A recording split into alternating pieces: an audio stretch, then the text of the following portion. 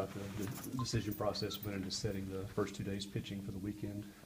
Yeah, we just, we felt like of the evaluation of the first couple of months of the season that,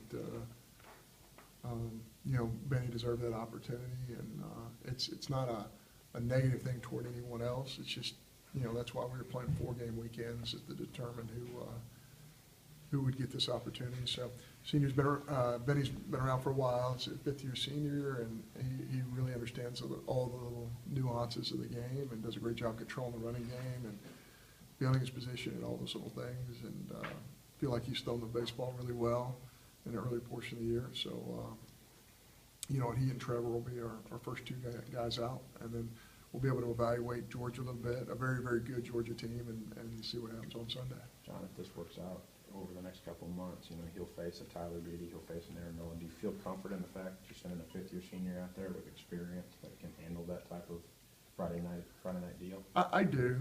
I feel very comfortable with Ben.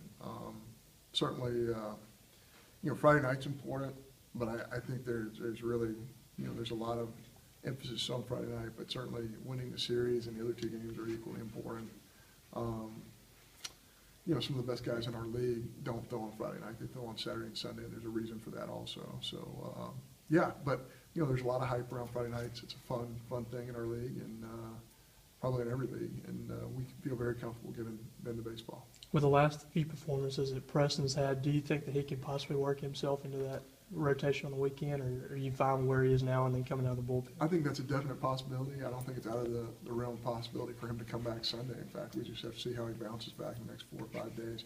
Georgia's a ballpark that plays small, so having a guy who can really sink the baseball is critical, a ground ball guy, and of course, what a brilliant pitching performance he had on Tuesday along with Miles. I think 1 fly ball, or 1 ball in the air actually, in 9 innings is pretty impressive. So that's the kind of performance you have to have in a really tough place to pitch at Georgia. Is that TBA on Sunday has a lot to do with what happens Friday and Saturday, kind of? I think so. Certainly, our bullpen's really important to us. It's part of our identity as well. And whoever doesn't pitch, Jonathan Holder, if he didn't pitch in the first 2, obviously he would be an early guy on Sunday. Again, Lindgren, Ross, all those guys, who you haven't used the first 2 days is the guy who's going to get the ball the earliest on Sunday, and certainly Preston's worked his way into the conversation there also. Talked about that stadium playing small. How do you, as an offense, do you go about attacking that? Well, you don't change who you are. You keep throwing at the bottom of the strike zone. You pitch the way we do here. I mean, you want to hit ground balls, line drives in our ballpark here, and that's how we pitch. We want to get ground balls here, and we want to get them on the road. So there's really not a big adjustment for our pitching staff. We just, we need to get off to a good start. We need to have a quality start. We need to put some zeros up on the board early so that we feel comfortable, with our bullpen situation. And that last weekend, we did not get off to great starts on the road for many reasons, but that needs to happen for us to be successful in this league. Do you feel comfortable with how the lineup shakes out going into SEC play after having those first month of this 4-game series just to kind of evaluate things? Yeah, I do. There's still a lot of pieces that can help us win games, but certainly I think our lineup is starting to solidify a little bit. And, not sure that that's an absolute necessity for you to win a lot of baseball games and have a chance to go far into the postseason. Moving guys around a little bit, but C.T. Bradford's really starting to swing the bat really well, and he's more and more healthy. And certainly, we feel like the guys at the top of our order, even though they're not getting as many hits as they want, they're having productive at-bats, and that'll really come into play and when we get into league play for sure.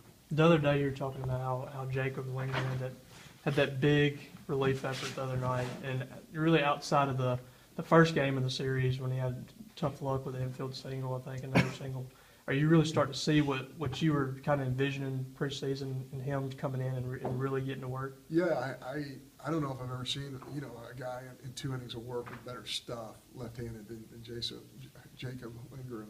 I think Jacob he has tremendous stuff, and when he attacks the strike zone, it's good. I think he's got a great future.